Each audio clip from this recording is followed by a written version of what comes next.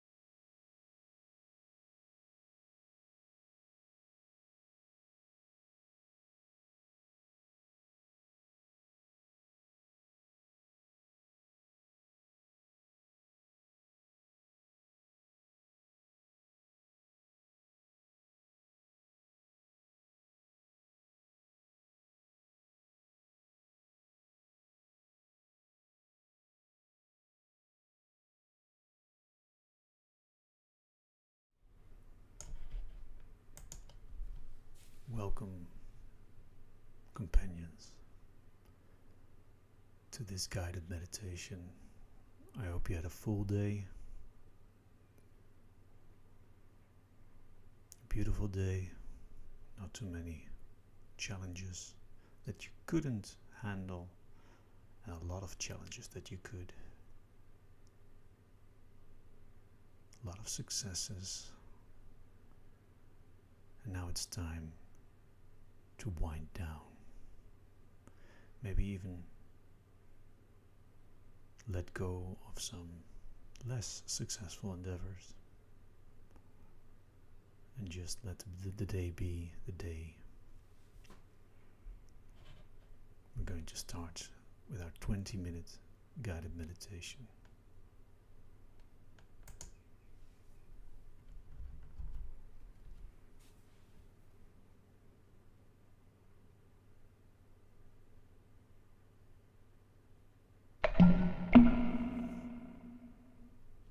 Okay.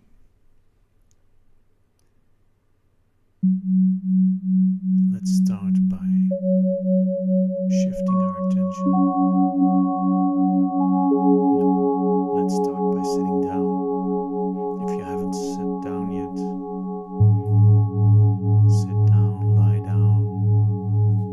Let me just fiddle with the audio a bit. There we go.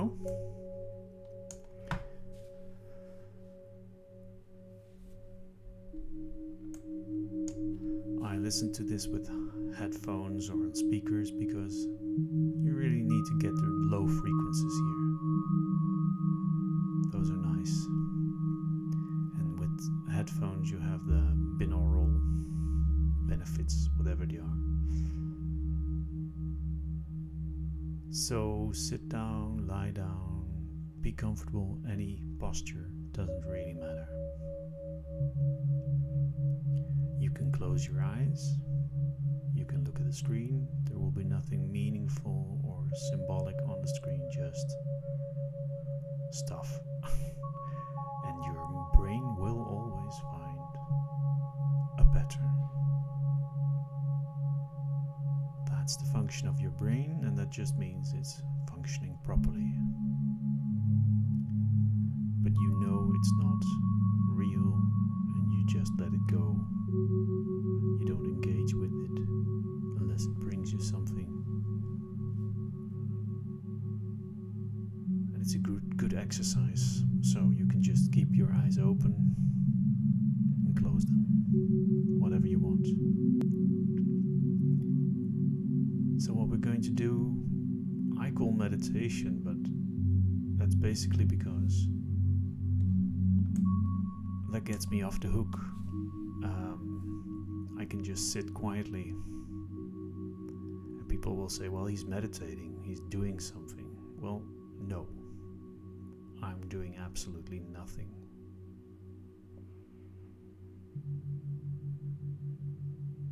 And I need to do that every hour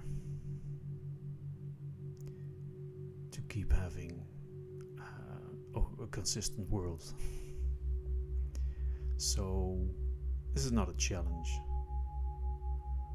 Try to meditate more than me or whatever. No, that's not it. But there is a lot of beauty in this realm that I visit, of no problems. And there's a lot of lessons I've learned in the past year. And this is me trying to convey those lessons to anyone who wants to listen. Also, you support me by being here, because I have to be here. And if you choose to be here, I welcome you, and I'm honored to be sharing my silence with you. So let's get right to it. We're sitting down, we're pretty comfortable. We're checking ourselves, are we safe? Checking our companions, plants, animals, devices. Everything is charged, fed, watered. And you figure out which is which. So everything is good, everything is safe. If there's a door open, close the door now. Make sure you're not disturbed. And you can have a little time off for yourself.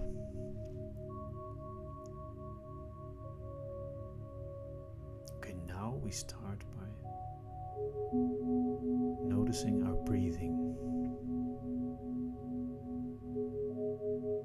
Breathing in, just notice that you're breathing in.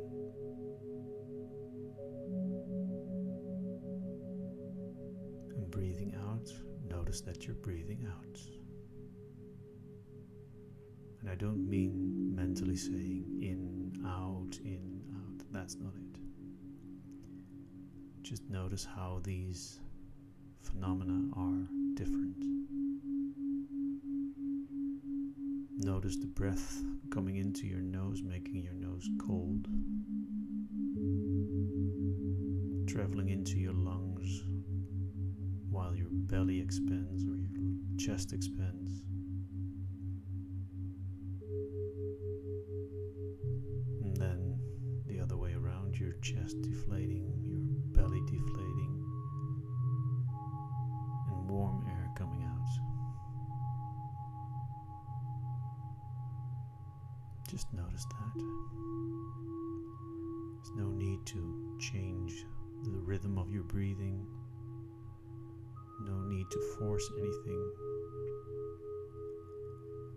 Just be aware of breathing in and be aware of breathing out.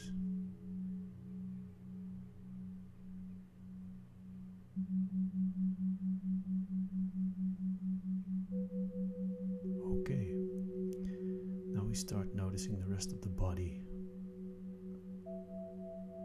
starting with the points where you're supported by your environment, where you're sitting or lying. Is there any stress? And then work your way up. Check all the muscles, are they tensed? If you find tension, just breathe in and smile. Take all that positive energy, mix it with the tension, and then let it go. Let it out with a sigh.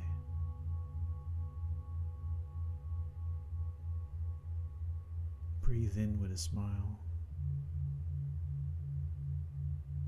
Visualize the breath and the smile softening the tension, and let it all out.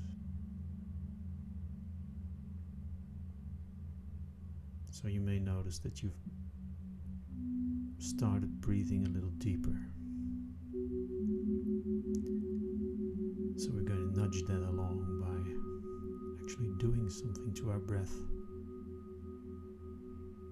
When you breathe in, you breathe all the way in.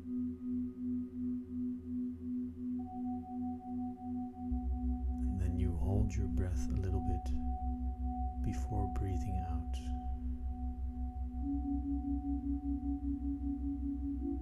And then you hold on, do nothing. And then you breathe in again. So just that.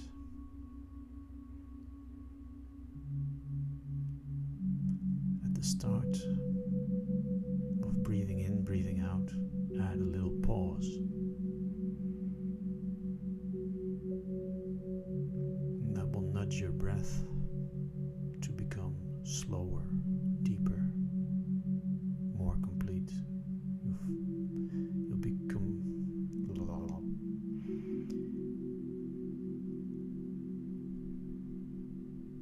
first you fill your belly, or expand your belly. Of course you don't fill your belly, but that might be how it feels. Until there's no more room. Then you fill your chest. Expand your chest as you breathe in, all the way, until there's nothing that can be added. And then you'll find you can expand your belly a little bit more, and you can actually get some more air in there. And then hold on. When time feels right, very slowly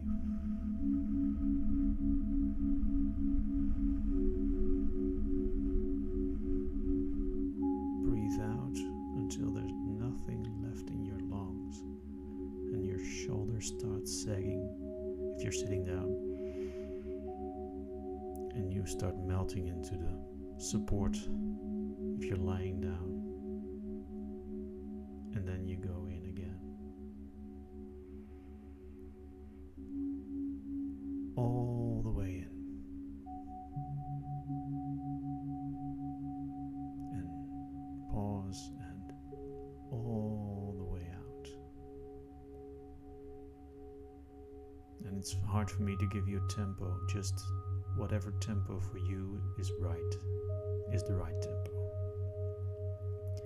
Don't worry that you'll be short of breath, you don't get enough oxygen. That's not what's going to happen. What's going to happen is that the slow breathing gives your body the all's fine signal, and you will relax more.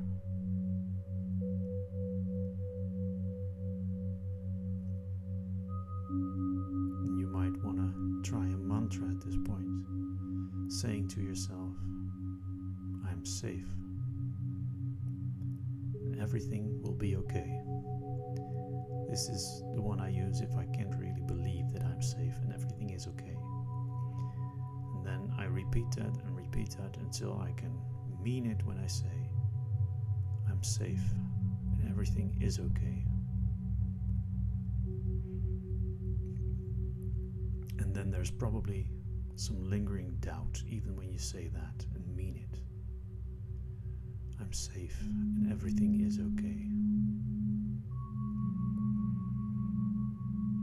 Whatever you feared has already happened 1,000 times over, and you're still here, and everything is okay. Well, that's the last phase of that mantra.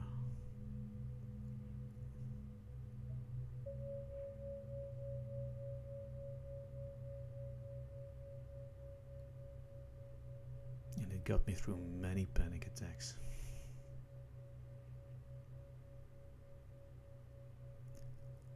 So even if you're not having a panic attack, it's good to practice this.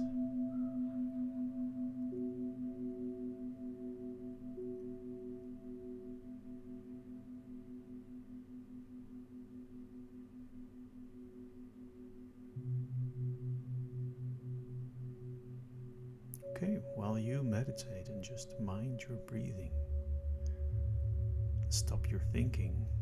We'll get to that next time. I'm going to continue my story. We left off when I had a stroke, that's what it's called in English. Called 911, 122 in Holland. Broke down the door, and they sat me in a chair. My parents came get me. My parents are like 70, 80. I'm 51. Then I lived with my parents a little while, with my mother, and then with my father because I was a handful. And after 27 days, I had returned home. And I was actually taking care of myself, but there was very little consciousness about the whole situation. I didn't understand much. I just ran on habit. And the morning of the 27th day, and I know this because I was journaling, I woke up and there was a sense of me and the bed sheets again.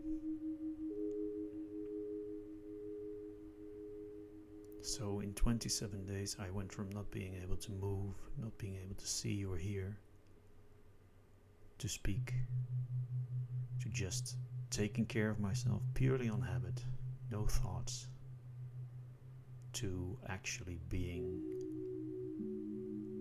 a separate entity again from the world around me. I found out that the bed sheets weren't me, that the bed was actually located in a room, that this room was in a house, and that the house was my possession. So that meant that I was somebody. And I started to explore that feeling of being somebody.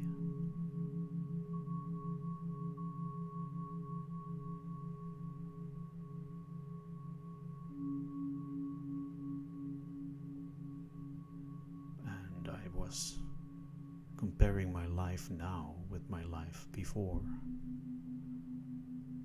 and finding it lacking somewhat. It was way less complex and probably not what it should be, and I was having a medical condition, so what do? You go to the doctor. Now my doctor, general practitioner, was adamant this was not a stroke, because my recovery was quite atypical. Next day, after the event, I could speak again pretty normally, but I couldn't speak English. I spoke Dutch, and I couldn't figure it out in English. And then the day after, I spoke English again. She says, well, that's not how a stroke works. This was not a stroke. Okay, so what is it? I don't know, maybe a virus or whatever. So that was a dead end, and I told her I wanted to go to a neurologist. And she sent me to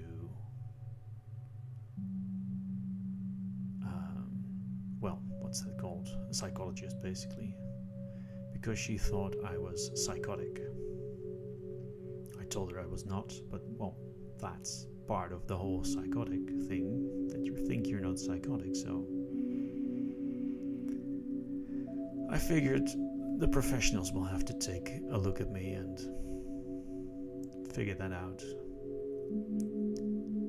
And surely enough, after a few days, they decided I was not psychotic.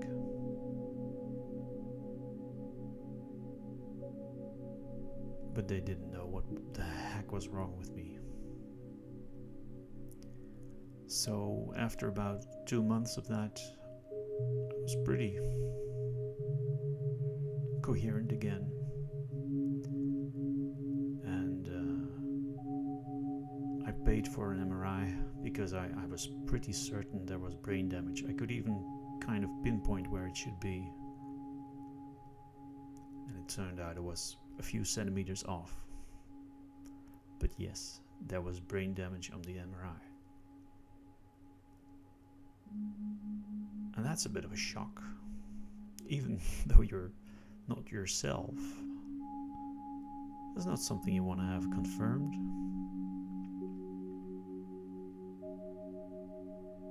And on the other hand, finally something made sense.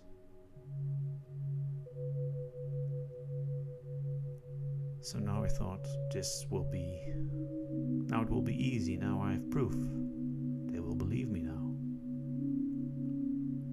And my doctor had gone on vacation, so I got a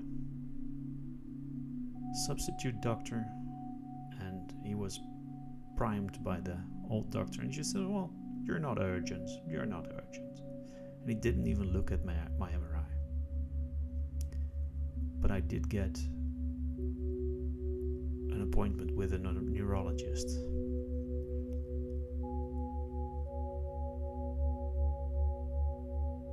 At some point. And when I got to the neurologist, this is about, 2.5 months in, something like that. He didn't give me any diagnosis or whatever. He couldn't open the MRI somehow, so I had to leave it so they can open it and look at it.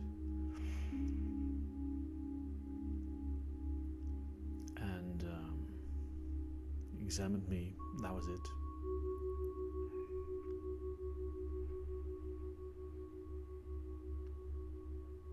And all this time I'm getting my hopes up. They're going to figure out what's wrong with me and they're going to heal me. And that did not work. Now in the meantime,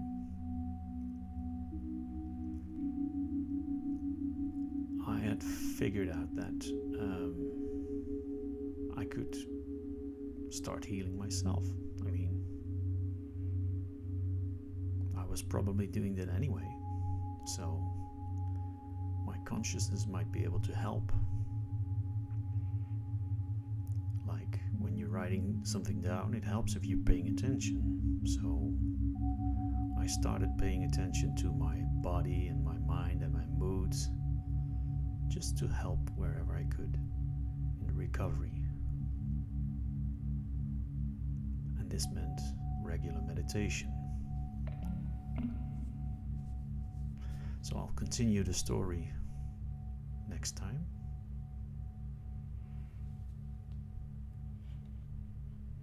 Because this is it. Time is up.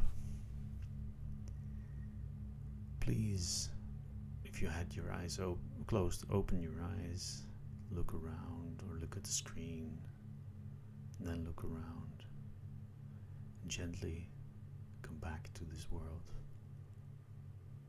of troubles and just go about your day having a nice, quiet day and night. I hope to sleep well, and I'll be here in the morning.